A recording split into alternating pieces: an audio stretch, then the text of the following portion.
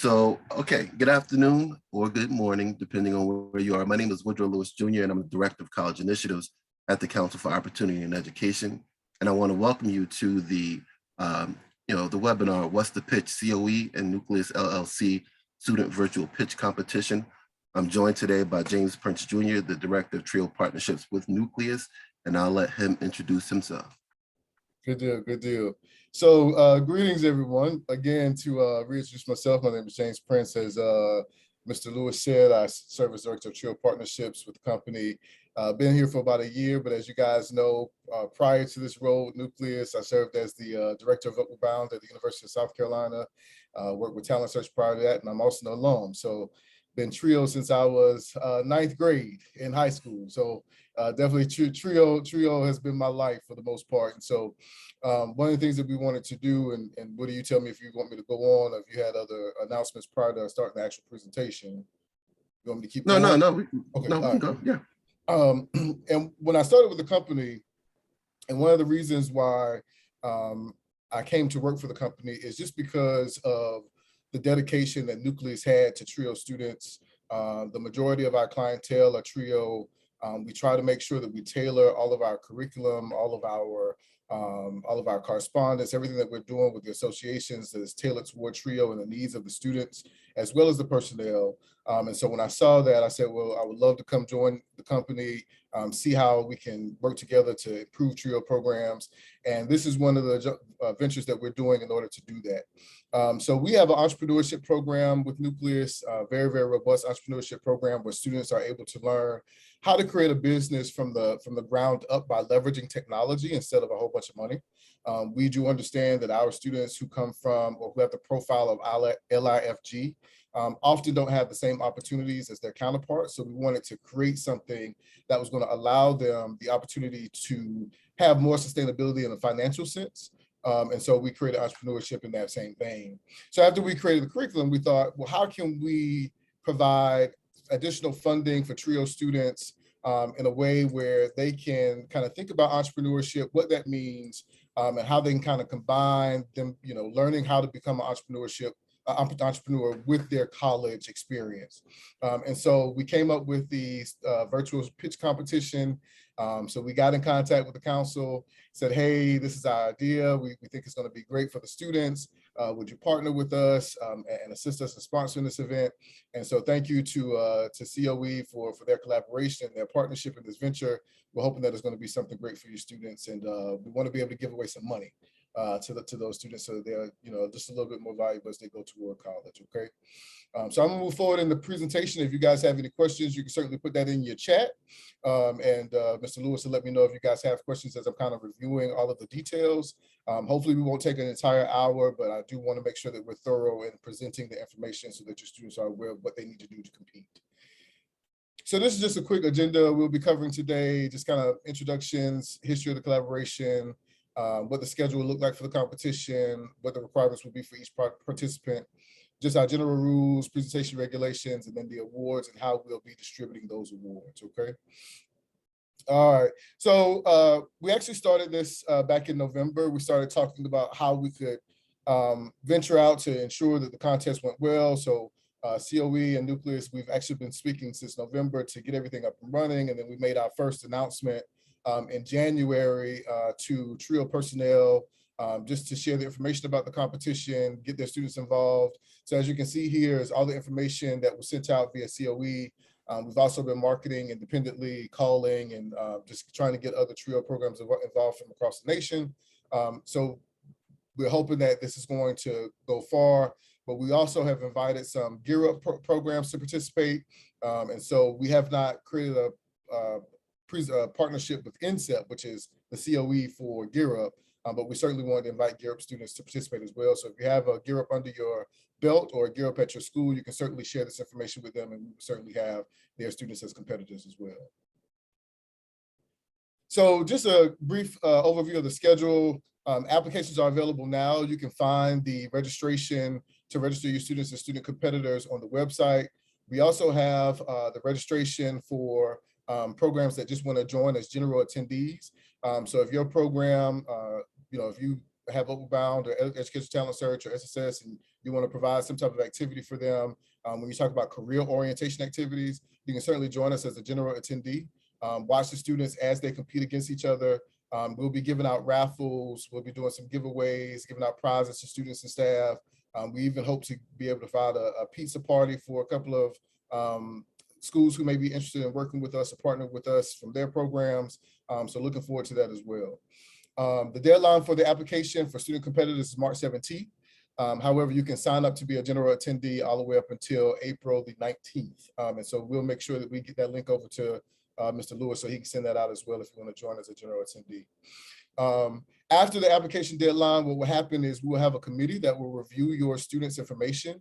So on the registration link, what it does is it asks the students to provide us with 3 to 4 sentences, basically a paragraph, to kind of give us details about the business that they are thinking about creating. And that's all that they have to do up front. So they just have to submit those 4 sentences, give us a general idea of what their business is, what the business name is, and then what they plan to provide, and what population they plan to provide it to. So they do that within the 4 sentences. You can submit the registration on behalf of your students. Once we get that information, we'll go through and we'll review all of those entries. And then from those entries, we'll decide the top 5 candidates for each category. And then we have 2 categories. And of course, as we go through the slides, some of this will be repetitive, but I kind of want to make sure that you guys understand where we are now. So we have 2 categories. We have pre-college and college, more so like pre-college and then 16 and up. So we're putting most of the junior and seniors along with the SSS, VUB, and EOC students. So we'll have those 2 categories, and then we'll review what awards will come out of that later. We will be hosting a virtual competition on Zoom, so it's a virtual event. No worries in spending additional money to send your students or to join us. It's virtual. We'll be conducting the competition on Saturday, April 23rd from 12 p.m. to 2 p.m. Eastern Standard Time. That allows for our West Coast brothers and sisters in Trio to kind of get up, wake up, and kind of, get the sand out their eye and join us by all means. So we wanted to do, and I know for Eastern Standard, that may be a little bit later. I know some of you guys, especially if you're doing ETS or Overbound Saturdays, etc., you may be ending about 1, but we ask that you stay on to about 2 on those days to kind of join us and be a part of the competition. All right, so just some requirements for participation. Of course, this is our national trio pitch competition. So each participant or each student competitor needs to be a trio student. So they have to be an active trio student currently, or a Gear Up program participant, as I said before. Again, competition categories are 13 to 15 for pre-college, and then pre-college, college categories age 16 and above.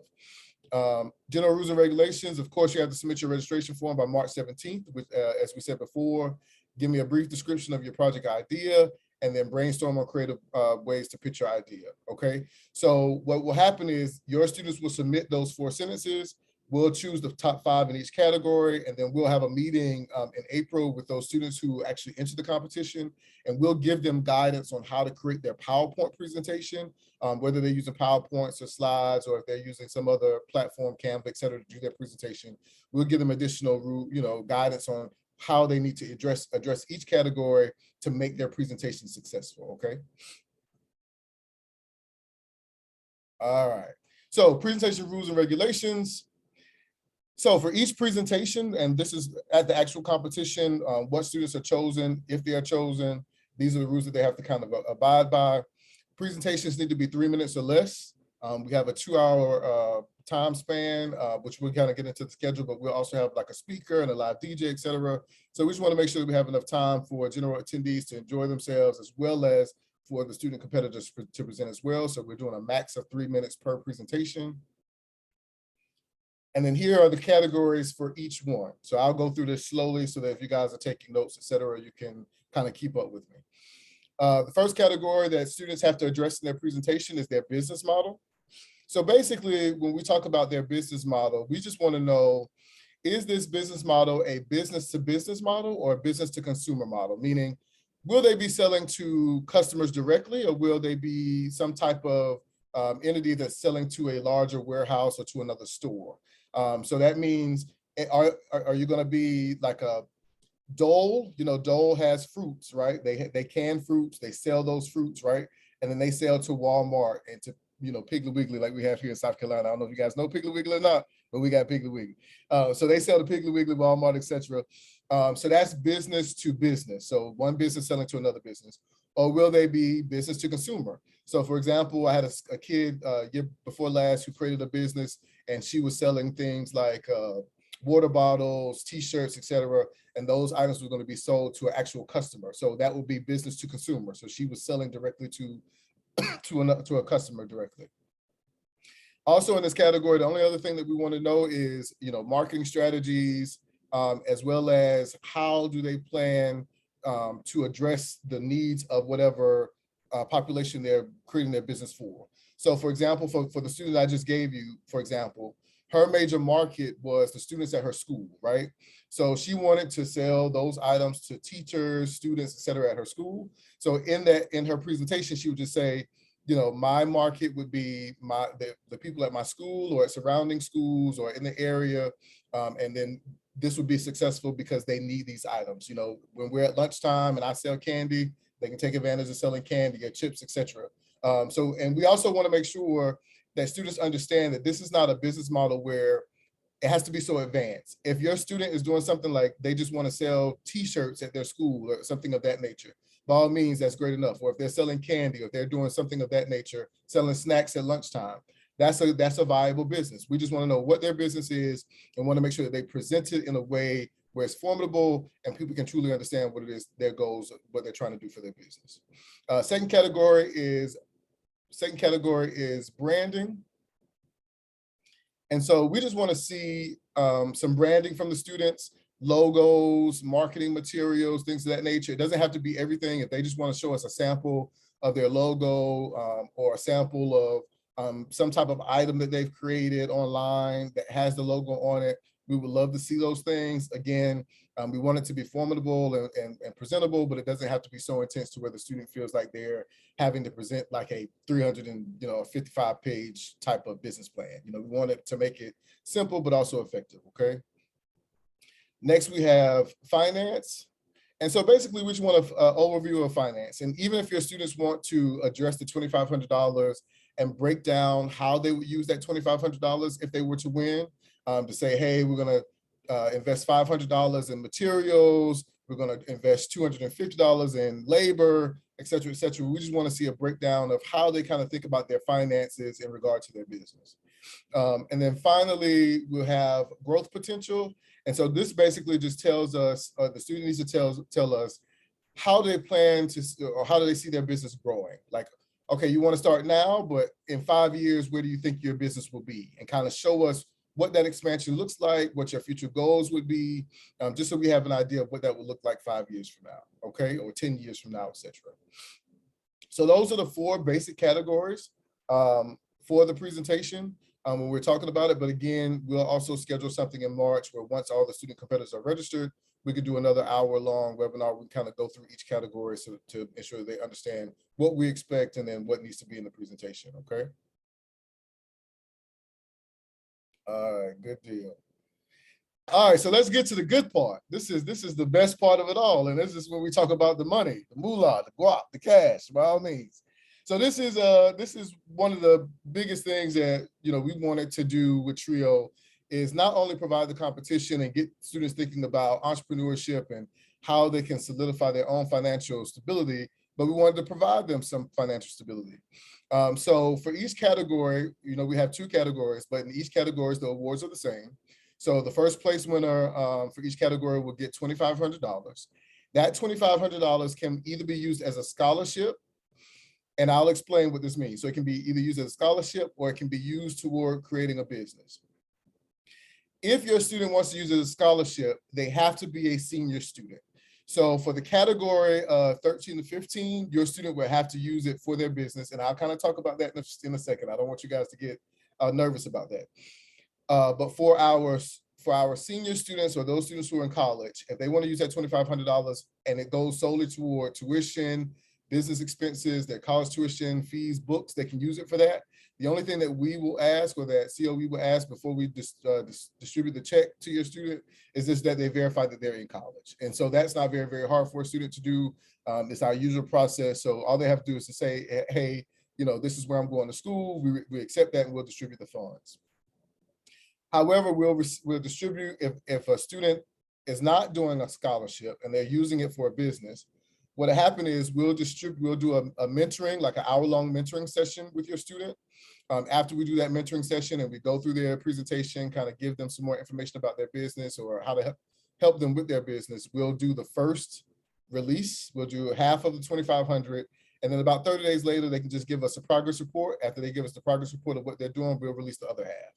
So it's nothing intense where they have to show us anything like, hey, I started my website. Hey, I've done this, I've done that.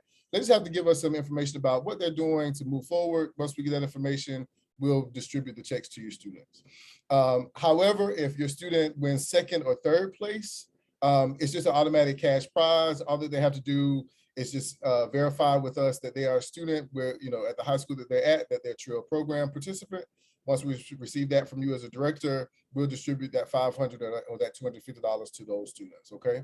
So basically the 500 and the 250 are cash prizes for the students participating and winning a place, and then the 2,500 is the big amount if they want to do a scholarship or start their own business. Yeah, and James, I just wanted to add, we want to make sure you understand that it can be a group, but it's a maximum of 4 people, and they're going to split that prize. So if it's 4 people, they're not going to multiply that by 4, because I know some students like, hey, we're gonna get this money, right. But we just want them to understand. So if they go with a group of 4, they're gonna have to split it. But from my understanding, it's only gonna be one person, or is it gonna be 1 or 2 people that can pitch? Right. So thank you, Woody, for reminding me of that. So yes, if you have a group, say it's between 1 and 4, the max is 4. All 4 can work on the presentation. All 4 can contribute their ideas to the presentation. However, on the day, we request that only 1 student out of the group presents. And that only makes it fair for those students who are only doing it by themselves. So you'll have 1 student from out the group who will present, but all students will have access to the $2,500, and we will split it, as Mr. Lewis said, in 4s to those students. All right. Any questions about team submissions? Good deal. All right.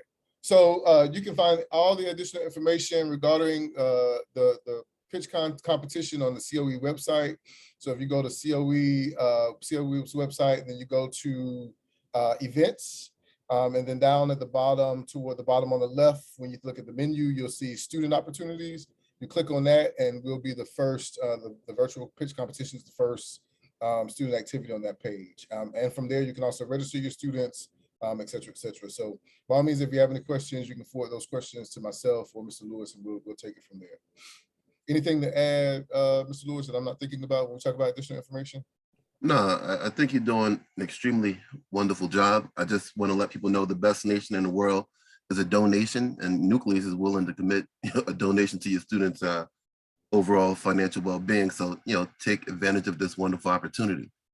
So, that's about it for me. I mean, at this point in time, I guess if anyone has any questions, I don't see any in the chat or the Q&A, but this is an opportunity for anyone out there to ask any burning questions, any clarification type questions. We're here to respond, and so let's go. Yep. And while we're getting those questions in, I just want to reiterate, even if you don't have a student who wants to enter as an actual competitor, again, we still invite you and your staff and your program to join us on the day as general attendees. We would love to see a lot of support from other TRIO programs in the space. It's good when the student competitors see other students out there, and they're kind of egging them on. So it gives them the confidence to keep going, as we all know. So we would love to have you guys join us, even if you don't have a student competitor, but we would like for you to register as a student competitor. You have some students come in, we'd definitely love to have them compete. And I think it's a great opportunity for us to develop our students. I think, as professionals, I learned later on in life the importance of being able to pitch anything. I went to a professional training opportunity, and they had us develop elevator pitches. Like what would happen if you bump into someone that you always wanted to meet, and you got 30 to 60 seconds in the elevator. How would you approach them? If I developed that skill as a freshman in high school, or even the 7th or 8th grader, I can guarantee you I'd be in a much better place right now. So this is an opportunity to develop those skills early and celebrate the needs of our students. So Yes, Kelly just posted the link for the Student Opportunity site. So just make sure you can click on it, or you can always go to coenet.org. We have a lot of wonderful things going on the website. So just to check it out. But right now, our top priority is making sure this Nucleus collaboration is successful. And the only way we can do that is if we have participation from programs and individuals who work directly with the students. We're going to you because we know that you're the conduit. And plus, if we're dealing with minors, we cannot directly, market to our students who are, 18 or below, because we don't have that contact information. So Right. this is an excellent opportunity for you to connect us with future entrepreneurs. We have trio professionals now who have businesses, and they started from the ground up. Imagine if they would have got a kickstart from an organization such as Nucleus. We would be able to go to them and say, hey, listen, how did you get to where you are? And they say, well, Nucleus, got us started. So, and that's what we're looking forward to. We're looking forward to, 5 to 10 years down the line, you have, some new, Canva type product that was started based on someone who got a kickstart from Nucleus. So, Oh man. Yeah, and I think that's also important to stress. Appreciate it, Mr. Lewis. Is one of the things that we don't think about when we think about just general professional development and preparing our students for the workforce after college is the skills that anyone would glean from being an entrepreneur or learning about entrepreneurship is going to be effective in any professional environment that they go into. One of the things that I learned even as a TRIO professional, and I say this during my presentations when we talk about recruitment, is even as TRIO personnel, we're salespersons. We have to pitch our program to guidance counselors. We have to pitch our program to, districts. We have to pitch our program to the universities, especially if we want to write a new grant. We have to present on why it's important, why we feel like it's going to be advantageous to whatever entity that we're presenting to. And so this gets our students in the mode of thinking in that same way, so that if they're ever on a traditional job, that they have the skills that they need to be able to be successful in those positions. So even if they choose not to become full entrepreneurs, they still would get the information and the knowledge they need to be successful in any type of career. So, and that's another thing too, if you attend, this is a career orientation activity. So, you can certainly say, hey, our students, we're involved in the career orientation activity that Saturday. And we don't mind giving out certificates to students, certificates of attendance to students. So if you have a couple of students who attend the event, and then at the end of that, we'll send out our information, and we'll send you, for the students who attended, we'll send you out a certificate of attendance. And then for those students who compete, we'll send out certificates of participation. And that's something additional that they'll have that confirms that, hey, they did something additional this day, and they can add it to their resume as they're applying for jobs, things of that nature. Bosses take them a little bit more seriously in that manner, because they've done something with this. So right, and teaching students how to develop a portfolio is essential, because now a lot of institutions, during the college application process, what have you done? And if they could tell someone I've successfully competed in a pitch competition and won a cash prize or a scholarship, that makes them much more marketable. That's right. That's right. Oh man. If they can get one thing from it, I'm sitting here as we conducting this Zoom. I said, you could tell James is more of a marketing person because he has a beautiful background, and I'm trying to figure out how to move my head back so it doesn't look as huge on the screen. See, he's much more polished at this, and that's why I think I should have been involved in the pitch competition earlier on in life, so that way my head didn't look as large. And I didn't realize this, weird microphone thing looks like someone's trying to stick me with a pen, but it's all good. I appreciate it. I think you got it, brother. I think COVID has really forced us to learn just how to do this thing in a virtual sense, man. How to make it professional, how to make it look good. So, look, I think we both have mastered that by all means. But the best part about this is that it's virtual, so there's no funds associated with getting people from point A to point B, Right. and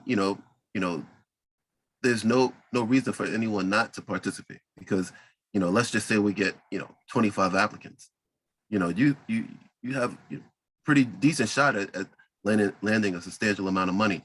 And right now, as a father of a high school senior who's unfortunately not in the TRIO program and can't participate, any opportunity to help supplement the funding in order to earn that additional degree is definitely welcome. So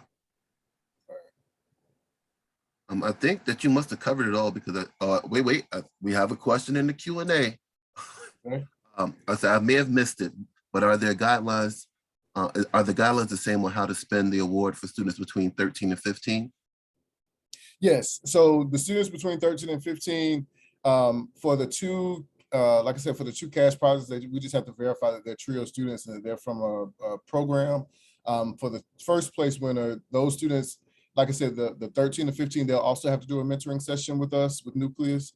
So we'll do an hour-long mentoring session, just kind of talk through their business, see what their goals are. We can give them some additional information. So once they do that first mentoring session, we'll do the first half of the release of funds, and then we'll do about 30 days later, we'll do another meeting with them to see how they're doing with it, see if they need anything from us. Once we do that, then we'll distribute the second half of the money. Thank you very much for that question, Sandy. The next question is from Mary. What kind of feedback will students get even if they do not win an award? That's a good question, Mary. We had only, and I'll be very honest due to your question, we had only thought about how we would want to mentor the actual winners. But by all means, we can certainly mentor those students who enter and do not win if they request it.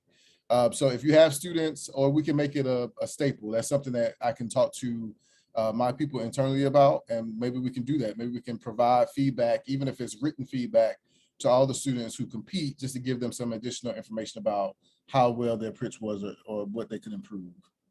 And what we might want to do too is we can always put together another webinar in the future, student-centric, stating, hey, if we're going to continue this collaboration, how to prepare for next year's pitch competition, you know, and then, you know, and have maybe one of the winners come on and say, hey, this is what I did. So that might be a pretty decent way to do it too. So yeah, good deal. But thank you for that. I appreciate it. That's a thought that we had not considered prior. So by all means, I think that would be good, even for the student competitors who don't actually compete on the day. We could provide some type of feedback on their registration, if, you know, once the information they provided in their registration, just say, hey, we think you could improve in this area, you know, especially as we look toward doing this again next year. Then those students who compete, who actually didn't, who register, who aren't chosen as competitors, they'll know what they need to do for next year to be more prepared. So I like that idea. I appreciate it, Ms. Mary. all right, let's see, do we have anything else? I think that might have been the final question. So, you know, this is last call for questions. You know, this is only bad question is a question that goes unanswered, and the only way we can answer it is if we know what you want to know. So just, you know, hit us up in the chat. We're gonna, you know, maybe let me see. All right, no, so no questions. It's just a lot, you know, some thank yous and some comments saying this is a wonderful opportunity.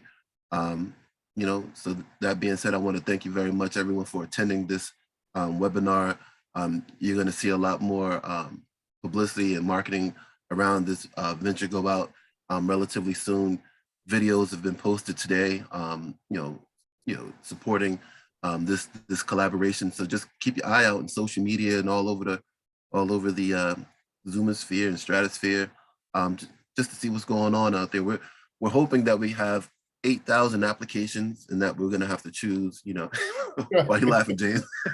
We don't want 8,000. That's a lot of reviewing, but we do we do anticipate a number of applicants, and we definitely appreciate you as TRIO professionals passing this information along and sharing it on your social media network, so that way we can get some very good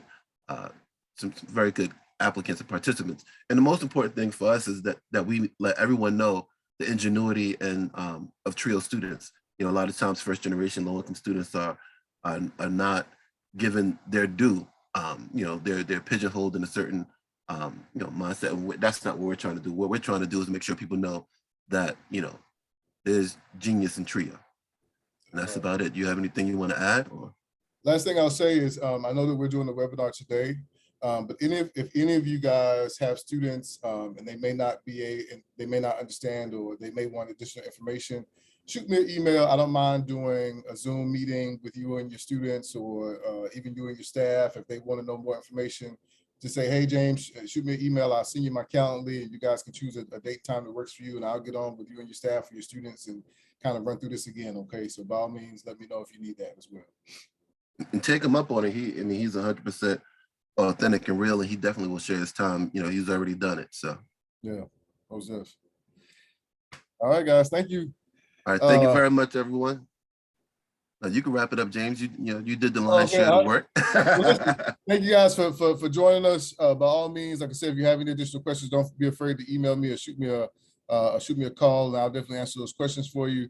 But we'll be talking to you guys soon. Yeah, the next slide has your email on it, so you will click so that way they can see it. Well, there you go. Yeah, I got you. That's our contact information there. Thank you guys. We appreciate you joining.